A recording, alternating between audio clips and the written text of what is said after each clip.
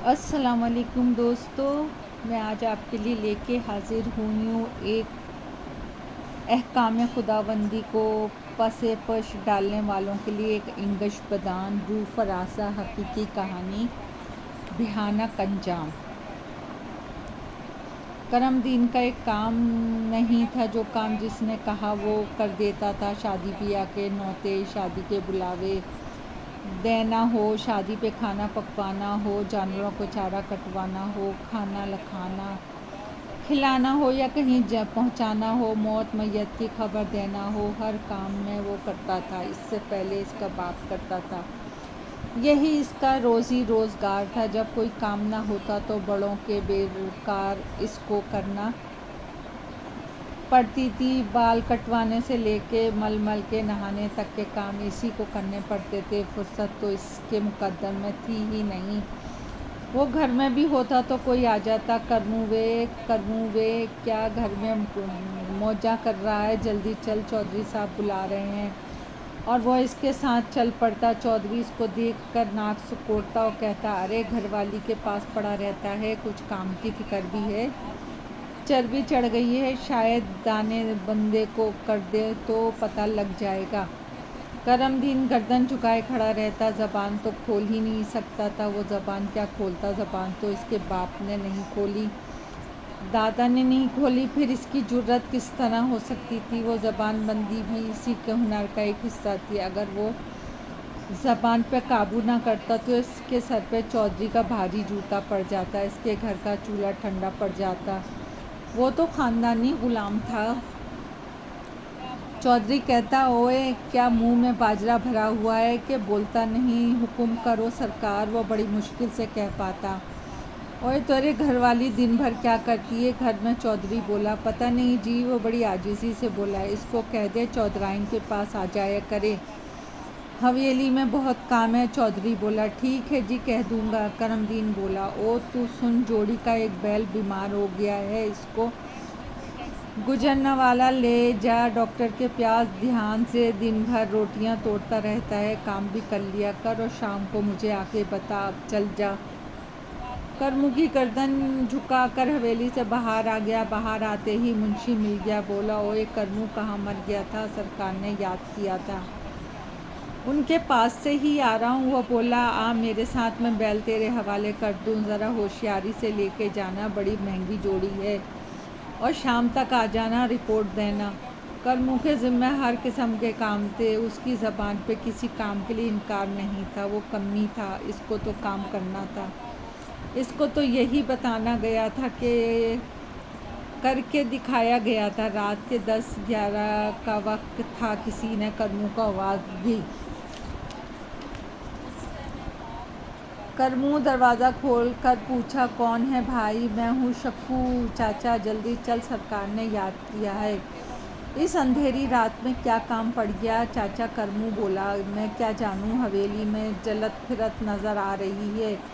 अच्छा चल फिर। इसने आवाज़ देके कहा, बच्चों दरवाज़ा बंद कर ले, मैं हवेली जा रहा हूँ। और दोनों चल पड़े। हवेली के दरवाजे पर ही चौधरी खड़ा था। वो बोला, इतनी देर लगा दी, हरामखोर, दिन भर चरता है, काम के वक्त पड़ता है तो सो रहा होता है, तेरा इलाज करना पड़ेगा। करमू और शकूर दोनों सहम के खामोश हो खड़े हो गए। वो फिर बोला, करमू दौड़ के जाओ, बराबर के पिंड में मेरी घरवाली की ताई ज़ैनब रहती है, तू इसका घर तो देखा है ना? करमू बोला, देखा है जी। साइकिल पकड़ किसी की और दौड़ कर जाओ, कहीं रुकना नहीं, सवेरे इसको लेके आ जा, साइकिल मुझे दे दूँ। साइकिल मुझे कौन देगा? मुंशी को कह दें। करमू बड़ी मुश्किल से बोला, मुंशी को बुला के ला, जल्दी कर। साइकिल का इंतज़ाम होते होते 11:30 हो गए। वो गांव जहां इसको जाना था 10 मील दूर था। पक्का रोड नहीं था, कच्चे रास्ते पर दोनों तरफ गन्ने के खेत थे, इसीलिए कुछ रास्ते पे जाता आदमी दूर से नज़र नहीं आता था। इस पर रात भी अंधेरी थी। साइकिल पे मिट्टी के तेल की बत्ती लगी थी और कैरियर भी नहीं था, इसलिए साइकिल देखकर मुंशी से कहा, मुंशी ताई को बिठाकर कैसे लाऊंगा? कैरियर तो है ही नहीं। अबे तू पूरा घामड़ है, डंडे पे बिठा लेना। और जो डंडे पर ना बैठी तो करमू बोला, कहना चौधरी का हुक्म है, बैठ जाएगी, अब चल, वक्त बर्बाद ना कर। करमू मेहनत करने वाला जवान था, 6 फीट के लगभग कद था और मेहनती जिस्म। एक वक्त में इतना खाता था कि शहरी सिर्फ देखकर हैरान रह जाते, मगर खुराक के साथ साथ उसके काम भी मेहनत के थे। ऐसे कड़ियल जवान सिर्फ देहातों ही में नज़र आते हैं। इसके बावजूद इसको कभी एहसास ना हुआ कि वो कितना ताकतवर है। चौधरी मुंशी जानते थे कि करमू ताकतवर भी है और दिलेर भी है, इसीलिए वो इसको हर काम सौंप दिया करते थे और करमू भी कर लिया करता था। 10 मील के कच्चे रास्ते पे अंधेरी रात में जाना और फिर साइकिल पे किसी औरत को लाना आसान नहीं था। करमू रवाना हो गया। गांव से बाहर आते ही इसको अंदाज़ा हो गया कि रात कितनी काली है। इसके पास एक चाकू था, वो इसको मुंशी ने दिया था। इसके पैर पैडल पे बड़ी तेज़ी से चल रहे थे। दूर दूर तक किसी रोशनी का नाम नहीं था। ज़मीन नाहमवार थी। साइकिल हिचकोले ले रही थी। कच्चे रास्ते की दोनों तरफ खेत थे, लंबे लंबे। कोई जानवर कच्चे रास्ते पे आ जाता था। अब वो नहर के पुल के करीब था। पुल के एक तरफ कोठरी बनी थी और एक पीपल का दरख्त खड़ा था। कोठरी में लालटेन की रोशनी थी। वो 4-5 मील सफ़र करके यहाँ पहुँचा था। करमू ने साइकिल खड़ी की और कुंडा बजाया। अंदर से आवाज़ आई, कौन है रे? मैं करमू हूँ, राधा श्याम। वो बोला, अच्छा रुक, खोलता हूँ। फिर वो दरवाज़ा खुल गया। ओए, तू इतनी रात को क्यों आया है? राधे श्याम बोला, चौधरी का एक काम पड़ गया है, किसी को लेने जा रहा हूँ। करमू बोला, सवेरे दिन में आ जाता, अंधेरी रात में क्या आफत आई थी कि चल पड़ा। वो बोला, तू है सरकारी नौकर और मैं हूँ चौधरी का कमी। मेरे काम में ना तो तू है ना ही चौधरी का हुक्म है, तू ना करना पड़े। करमू बोला, अच्छा पानी पी ले, और अगर लस्सी पीनी है तो बोल, सवेरे की है। राधे श्याम ने कहा, नहीं मैं सिर्फ पानी पीऊँगा। करमू बोला, और तू निकल ही पड़ा है तो मेरी बात सुन ले। 6 मील के बाद फिर एक पुलिया है। ये तो तुझे पता है। इस रात में कोई नहीं रहता, अच्छी जगह नहीं है। कोई तेरे नाम से भी आवाज़ दे, तेरी मिन्नत भी करे तो रुकना नहीं। वो आवाज़ दूर तक तेरा पीछा करेगी, मगर हरगिज़ रुकना नहीं। राधे श्याम ने समझाया, कौन है वो, ये तो बता। करमू बोला, एक जनानी है, तुझे दूर से बड़ी खूबसूरत लगेगी, पर तुझे रुकना नहीं है। राधे श्याम बोला, मैं तो खुद जल्दी में हूँ, रुकूंगा क्यों?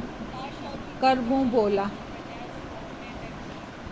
नौजवान आदमी है, जवान आदमी जल्दी औरत के चक्कर में आ जाता है, इसलिए बता रहा हूँ। राधे बोला, तेरा बड़ा शुक्रिया, अब चलता हूँ, रब राखा। और करमू दाना हो गया। अब गन्ने के खेत दोनों तरफ थे। इसके पैर पैडल में बहुत तेज़ी से गर्दिश कर रहे थे।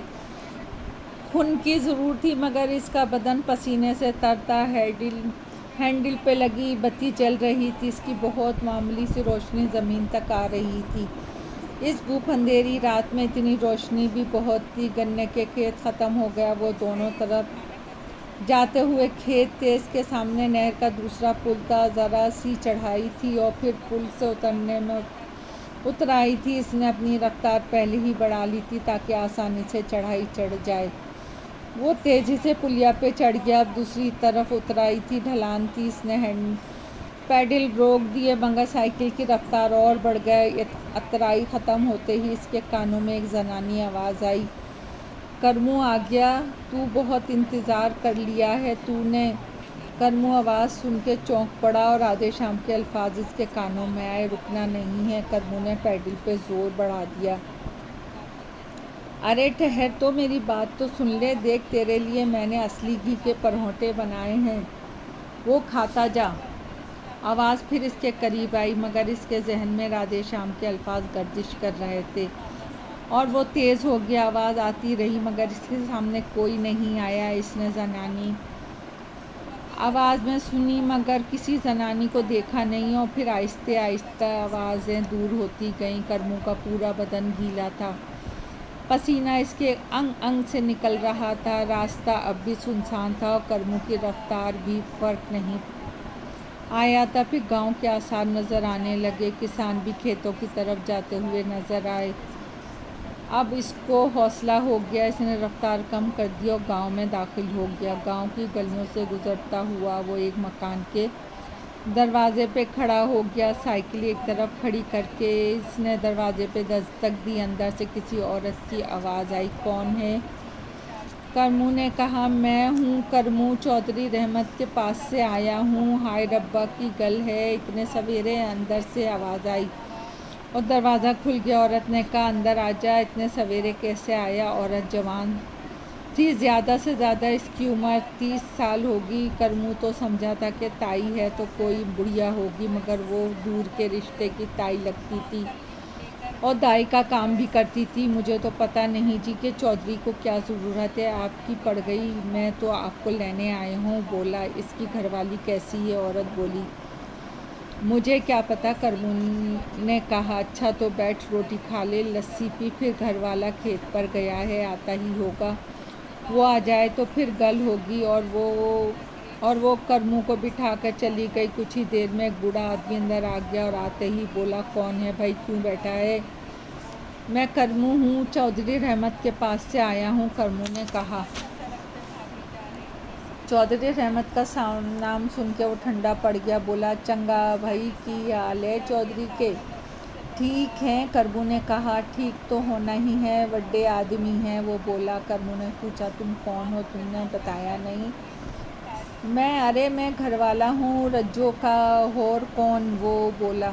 करमू ज़रा सा चौंका, मगर बोला कुछ नहीं। रज्जू एक डलिया में रोटियां और लस्सी ले आई और बोली, ले खा, मक्खन भी मैंने लगा दिया है। रज्जो खड़ी रही और दोनों खाने लगे। खाने के बाद रज्जो ने कहा, चौधरी की घरवाली को कुछ परेशानी है, मुझे लेने आया है, तू क्या कहता है? वो बोली। बूढ़े ने ये सुन के नाक सुकोड़े मुँह बनाया और बोला, मैंने तुझसे ये काम छुड़वा दिया है, तू नहीं जा। तुझे पता है तो क्या कह रहा है, तेरा नाश मार देगा। चौधरी इसका दिया खाते हैं, अक्कर दिखाता है, कुछ तो इस निवाले की शर्म रख, रज्जो ने कहा।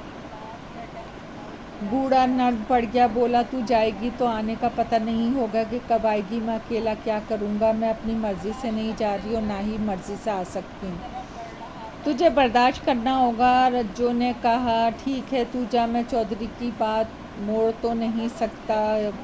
ये तो साइकिल लाया है, मैं पैदल जाऊंगी। रज्जो ने कहा, हाँ, साइकिल पे ना बैठना, बूढ़ा बोला। रज्जो ने अपने घरेलू काम निपटाए और 11 बजे दिन को हम वापस रवाना हुए। घर से कुछ दूर तक बूढ़ा हमारे साथ आया और फिर लौट गया। मैंने साइकिल का पैडल पकड़ा हुआ था, रज्जो मेरे बराबर चल रही थी। इसने भी एक हाथ से हैंडल पकड़ा हुआ था। इसके कपड़े की एक पोटली मैंने हैंडल से बांध दी थी,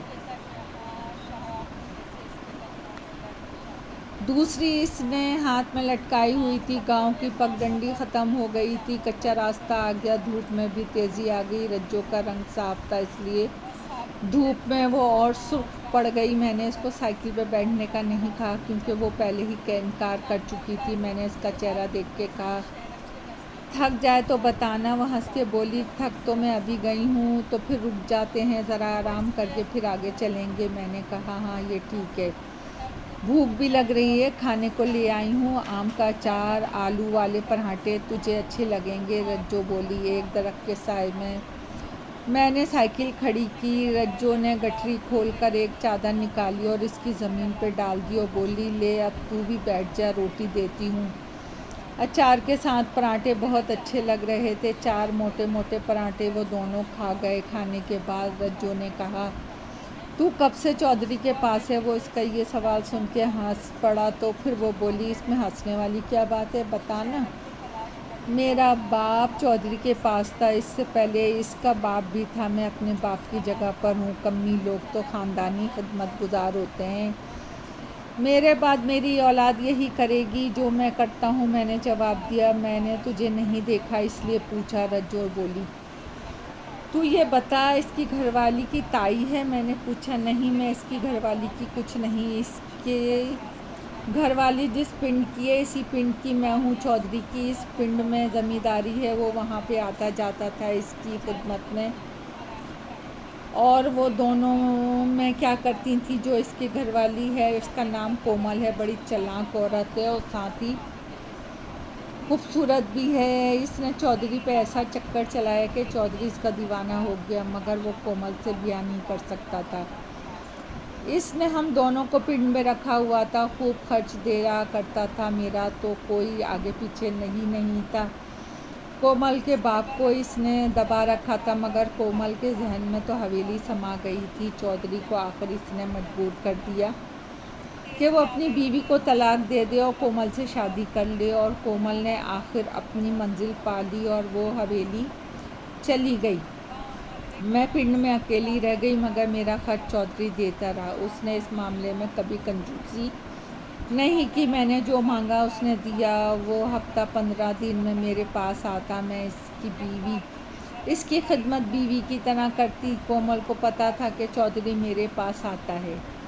दोस्तों, कहानी अभी जारी है। पसंद आए तो लाइक और सब्सक्राइब कीजिएगा। आपकी दुआओं की तलबगार।